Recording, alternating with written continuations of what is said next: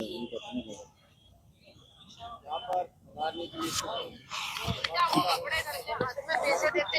नहीं देखा मैंने। ऐसा तो नहीं देखा। बोलो कैसे जी और यहाँ के जिम्मेदार साथी सभी पधारे, आप सभी का खूब खूब जोहार, स्वागत। साथियों, आप अभी सभी बैठे हुए हो। आप से ही पूछना चाहूंगा कि आप के शरीर के अंदर जान है या नहीं। किस किस को लग रहा है मेरे अंदर है? एक बार हाथ खड़ा करके बताएंगे हमारे अंदर जान है। तभी तो बैठे। हाँ, अगर जान है तो आपसे ही पूछना चाहूंगा कि जो संविधान है, उस संविधान की जो 5वीं अनुसूची दे रखी है, उस 5वीं अनुसूची के अंदर जो प्रावधान दिए हुए हैं वो धरातल पर लागू हो रहे हैं क्या? भाई मुंह से आवाज भी निकलनी चाहिए। मैंने इसीलिए बोला है कि जिंदा हो गए या थोड़े ये हो। 5वीं अनुसूची के जो प्रावधान संविधान में लिखित है वो लागू हो रहे हैं क्या? नहीं हो रहे। श्योर है? यहां पर 5वीं अनुसूची के प्रावधान नहीं लागू हो रहे हैं तो आपके अंदर गुस्सा है क्या? अगर गुस्सा होता तो शायद ये पूरा ग्राउंड फुल हो जाता। क्योंकि गुस्सा आने के बाद में आदमी अपने आप में पता ही नहीं चलता कि मैं कर क्या रहा हूं। उसको एक ही चीज दिखती है कि हमारे साथ आज हमारे पूर्वज पुरखों ने जो बलिदान दे करके हक अधिकार कानून में लिखवाए हैं वो हमको नहीं मिल रहे, तो हमको नींद नहीं आनी चाहिए। होना चाहिए कि नहीं होना चाहिए? होना चाहिए। लेकिन हम तो आज कहीं ना कहीं बस पढ़ाई पे ध्यान दे रहे हो मेरे भाइयों। घर बर्बाद करके आप प्रतापगढ़ में पढ़े हो, लेकिन आपके साथ में संवैधानिक कुठाराघात हो रहा है, तो तुम्हारा वो पढ़ाई करना किस काम में आएगा क्या? कहां से काम में आएगा? आज इस बैठक में एससी समुदाय के कितने भाई देखे? 3 भाई है। ये 3 भाइयों के साथ ही कुठाराघात हो रहा है क्या? ओबीसी के कितने भाई है? ओबीसी के साथ तो कुठाराघात हो ही नहीं रहा है अनुसूचित क्षेत्र में। भाई हो रहा है क्या? साफ जाहिर हो रहा है, यहाँ पे हो ही नहीं रहा है। अरे मेरे भाइयों, एक के साथ में नहीं, एक एक करके मारा सबको जा रहा है। एक को भेदभावी वाला बोल करके मारा जा रहा है, एक को नक्सलवादी बोल करके मारा जा रहा है, एक को आतंकवादी बोल करके मारा जा रहा है, एक को देशद्रोही बोल करके मारा जा रहा है। मतलब कानून में लिखे हुए प्रावधान केवल और केवल पूंजीपतियों के बनाए जा रहे हैं। ऐसी तेज गति से साजिश चल रही है और हम लोग आराम से सुबह मिल रहा है, शाम को खाली करके आ जाते हैं, फिर सुबह बैठ जाते हैं। पता ही नहीं चल रहा है दुनियादारी में हो क्या रहा है। मेरे साथियों, हमारे अंदर गुस्सा होना चाहिए। क्यों होना चाहिए? माई डैम का पानी आज पहले 700 किलोमीटर उधर जा रहा था गुजरात, आज जा रहा है पाली, नागौर, पता नहीं कहां कहां जा रहा है। तो आपके अंदर अगर गुस्सा होता तो आप आग बबूला होकर के लोगों को जगाते कि अरे भाइयों जागो यार, माई डैम का पानी 700 किलोमीटर उत्तर में जा सकता है, 700 किलोमीटर दक्षिण में जा सकता है, लेकिन हमारे इलाके को नहीं दिया जा रहा है। हमको आवाज करनी पड़ेगी या नहीं करनी पड़ेगी? अगर वो पानी आता है तो उसका फायदा केवल आदिवासी लेगा क्या? उसका फायदा केवल एससी लेगा क्या? उसका फायदा केवल ओबीसी लेगा क्या? या सभी लेंगे? सभी लेंगे। तो ये जो अनुसूचित क्षेत्र आरक्षण मोर्चा है, ये किसी एक का है या सभी का है? अनुसूचित क्षेत्र इसीलिए लिखा, नहीं तो इसको लिख देते अनुसूचित जनजाति आरक्षण मोर्चा भी लिख देते। होता कि नहीं होता? अनुसूचित क्षेत्र मतलब संविधान में प्रतिनिधित्व का प्रावधान है, आरक्षण का जो प्रावधान, उन सबके लिए ये मोर्चा खड़ा किया गया है मेरे भाइयों। अब बात आती है, इसमें तो केवल आदिवासियों की मांगे लिखी हुई है। अरे भाई आओगे ही नहीं तो जबरदस्ती कौन लिखेगा यार? आज हमारे 3 भाई आए हैं, तो आज अपने को लग रहा है कि हमारे 3 भाई आए हैं। अब ओबीसी के भाई दूर दूर से बैठे बैठे कहते रहते हैं हमारे बारे में तो बात ही नहीं करते हैं यार, तो वहां जाके करें क्या? अरे तुम जाजम पे आओ तो सही, यहाँ हो क्या रहा है, किस बात के लिए लड़ाई हो रही है, वो बात समझो तो खरी। अभी पोस्ट ऑफिस की 24 पद अपने यहाँ पे भरे गए, कहाँ के लोगों के भरे गए, कर्नाटक के लोगों के, कहाँ के लोगों के भरे गए, हैदराबाद के लोगों के, कहाँ के लोगों के भरे गए, बेंगलोर के लोगों के। अरे भाई वो हमारे यहाँ की बोली जानते हैं क्या, हमारी भाषा जानते हैं क्या, यहाँ का पहनावा जानते हैं क्या, यहाँ के भौगोलिक के बारे में वो जानते हैं क्या, नहीं जानते।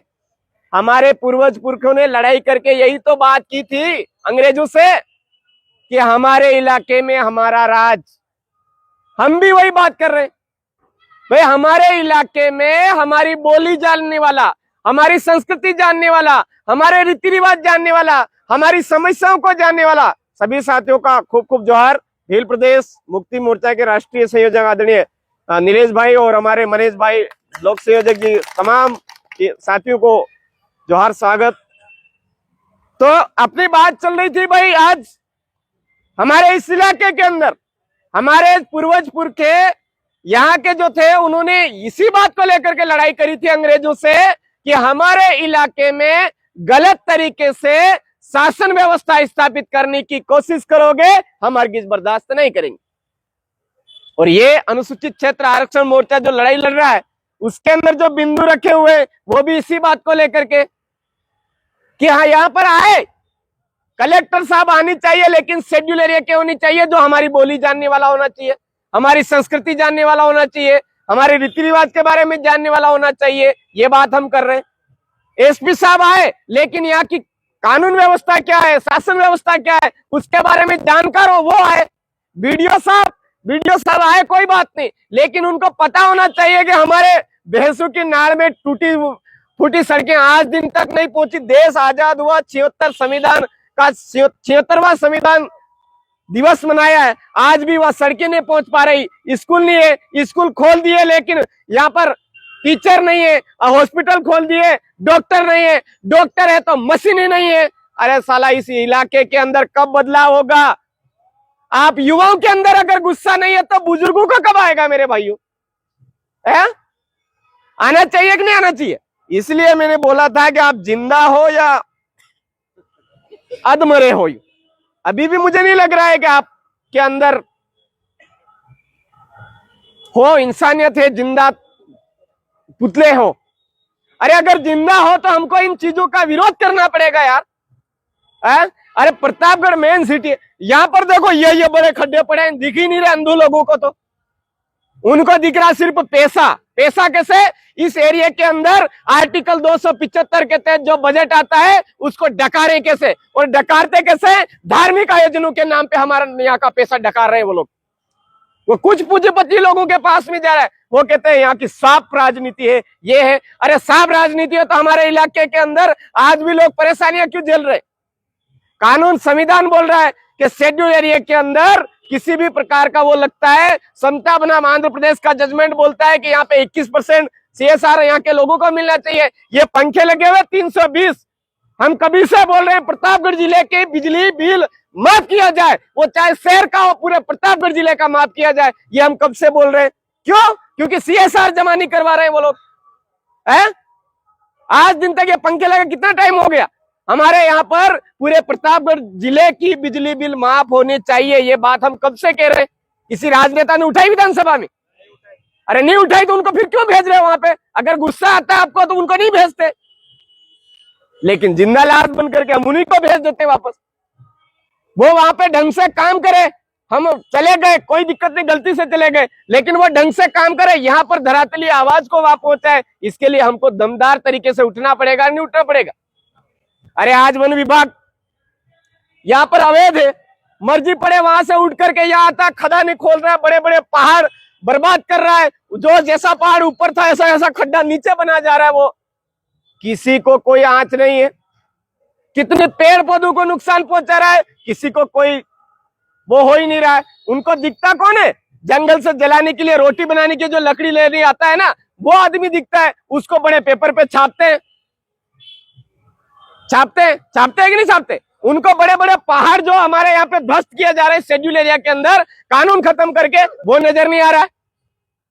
आपने पेपर उठा करके देखा होगा, राजस्थान पत्रिका का अंदर, दैनिक भास्कर का या और पत्रिका देखा होगा हमारे इलाके का, या खबरें कौन सी आती है? ब्राउन शुगर ले जाते गिरफ्तार, बलात्कार किया ऐसा हो गया, वहां पे ऐसी जेल हो गई, वहां पे आजीवन कारावास हो गया। किसी दिन सड़कों के बारे में आवाज उठाते हुए देखा या कि उस इलाके में आज दिन तक सड़कें नहीं बनी है? उस इलाके में सड़कें टूटी फटी, देश आजाद होने के बाद यह स्थिति है। आज दिन तक किसी स्कूल के बारे में बताया क्या? स्कूल के बारे में कोई? ये प्रतापगढ़ हॉस्पिटल में अव्यवस्थाएं फैली हुई है, अरनोद के अंदर अव्यवस्थाएं है, पूरे प्रतापगढ़ जिले के प्रत्येक ब्लॉक स्तर पर कोई जो चिकित्सा व्यवस्था चाहिए वो आज दिन तक नहीं मिली। 76वां संविधान दिवस हमने मना लिया, लेकिन वो व्यवस्था नहीं हुई है। आज हमारे यहाँ के मीडिया कर्मी ने वो बात उठाई, उठानी चाहिए कि नहीं उठानी चाहिए? अरे उनकी क्या गलती? मुर्दे तो हम बने हुए हैं मेरे भाइयों। मेरे कहने का मतलब, बार बार जो मैं मुर्दा इसलिए बोल रहा हूं कि आपके अंदर जान आए। अरे हमारे पूर्वज के भोले थे, उनको डरा दिया होगा, उनसे पहले वाले तगड़े थे तो उन्होंने हमारे अंदर कानूनी प्रावधान लिखवा दिए। लेकिन बीच की पीढ़ी जो आ रही है, अब तो जागरूक हो गए हो, समझदार हो गए हो, अब तो आवाज उठानी चाहिए कि नहीं उठानी चाहिए? तो मेरे यही कहने का है कि संवैधानिक कुठाराघात हो रहा है। और वो जो 5वीं पास के, न दूसरी पास, न तीसरी पास लोग कह रहे हैं कि संविधान में संशोधन हो जाना चाहिए, उनकी मन मर्जी से संविधान में अपनी मर्जी से लिख रहे। अरे पूरे विश्व का सबसे बड़ा लिखित संविधान हमारा है। वो उसको तैयार करने वाले लोग कितने पढ़े लिखे लोग थे, कितनी डिग्रियां थी, उन कितने बुद्धिजीवी लोग थे, उनकी आज अवहेलना की जा रही है और हम लोग बैठे हैं चुपचाप। जहां भी कुठाराघात हो रहा है, उन कुठाराघातों को सहन नहीं करना है, आवाज बुलंद करनी है। उसी के लिए अनुसूचित क्षेत्र आरक्षण मोर्चा आया है और ये पॉइंट बना है 31 पॉइंट। आप साथियों के ध्यान में आएंगे और भी पॉइंट और भी जोड़ेंगे, लेकिन हमको अभी फिलहाल में हमारे गांव आम जन तक पहुंच करके ये बात बतानी और बोलना है कि 16 तारीख को यहां पर आंधी नहीं तूफान आ जाना चाहिए, बवाल मच जाना चाहिए, ताकि ये अंधे गूंगे बहरे जो विधानसभा और लोकसभा में बैठे हैं ना, यहाँ से जा रहे हैं, उनको पता चले कि यहाँ के लोगों की धरातलीय समस्याएं ये है। घंटा बजाना वाली समस्या ही नहीं है।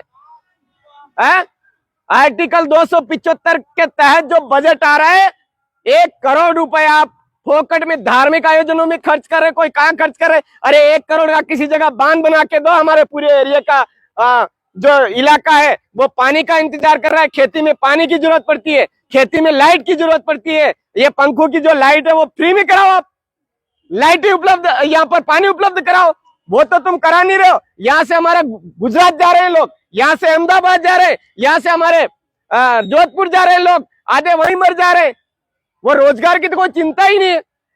तो हम सब साथियों को मिल करके आज आदिवासी परिवार की जो 16वीं विंग है, अनुसूचित क्षेत्र आरक्षण मोर्चा, इसका कंधे से कंधा मिला करके साथ देना है। ये किसी भी जाति का विरोधी नहीं है, किसी भी धर्म का विरोधी नहीं है, किसी भी उसका विरोधी नहीं। यहाँ की इंसानियत के साथ में गलत हो रहा है, वो इंसानियत के साथ में न्याय होना चाहिए, उस बात को लेकर के ये आवाज उठाई जा रही। और इसको सफल बनाने की जिम्मेदारी हम सब युवाओं के ऊपर है मेरे भाइयों। हम सब युवा मिलकर के अगर इस आवाज को बुलंद करेंगे, आम जन तक पहुंचाएंगे, तो ये महारैली अवश्य सफल होगी। आज आप तमाम साथियों ने यहाँ इस रैली में पूर्व तैयारी को लेकर के यहाँ भाग लिया और आप सब मिलकर के इस महारैली को सफल बनाने का प्रयास करेंगे और जी जान से आपके जिंदा होने का सबूत 16 तारीख को पेश करेंगे, ऐसी मैं आशा करता हूं। आप तमाम साथियों को खूब खूब जोहार। जय आदिवासी, जय भीम, जय संविधान, जय भारत, जय भील प्रदेश। आप सबकी जय, जय भील प्रदेश।